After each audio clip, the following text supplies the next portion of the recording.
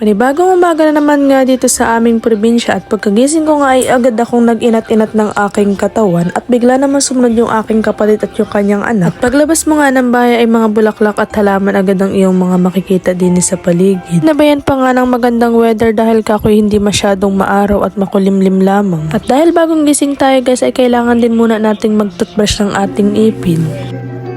So guys, ngayong morning, magtitimpla muna tayo ng ating kape.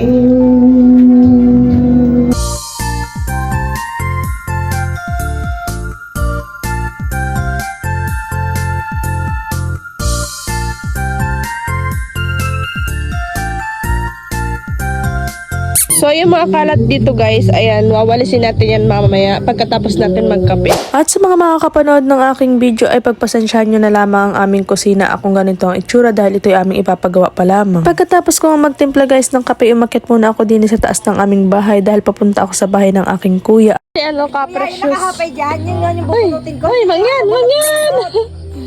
Hindi ko ganyan-ganyan ang sinaksak-saksak ko ng puto.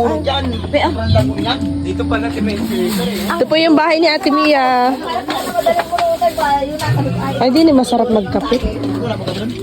Napakasarap talaga sa pakiramdam tumambay sa ganitong klase ng bahay. Talaga namang hindi mo na kailangan mag-aircon dahil naman lampasan talaga ang hangin din eh. At habang mahigop nga ako ng kape, napansin ko yung aking pamangkin na inaayos niya yung kanyang laruan. At pagkakuha ko nga ng laruan sa aking pamangkin ay agad kong tinignan yung battery at sabi ko baka hindi na gumagana ay kakabili lamang. Namayos ko nga yung paglagay ng battery ay talagang hindi na umaandar at sabi ko baka lowbat lang. Tayo na nga guys, pagkatapos kong magkape bumaba na ako at winalis ko na yung mga kalat din sa aming harapan ng bahay. At habang binibidyo ko nga pala yung sarili ko guys, ako ay natatawa ng balikan ko yung video at sabi ko yung ate ko pa rin nakaharang sa camera. Nakakamiss naman talaga aring-garining gawain sa probinsya at kahit papaano nakakatulong tayo sa ating magulang. Kabawasan na nga rin ito sa kanilang gawain sa araw-araw. May bulldog Ay, bulldog. May bulldog yan.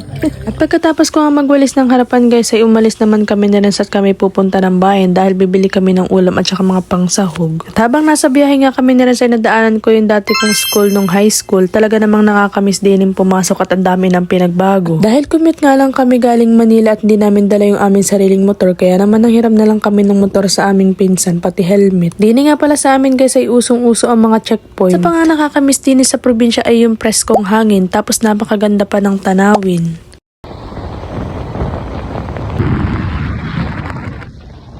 Shoutout nga din po pala sa aking mga bagong followers at sa mga dati ko ng followers. Ayan, maraming salamat po sa inyong panonood at maraming salamat din po sa pag-share ng aking video. And yun guys, thank you so much.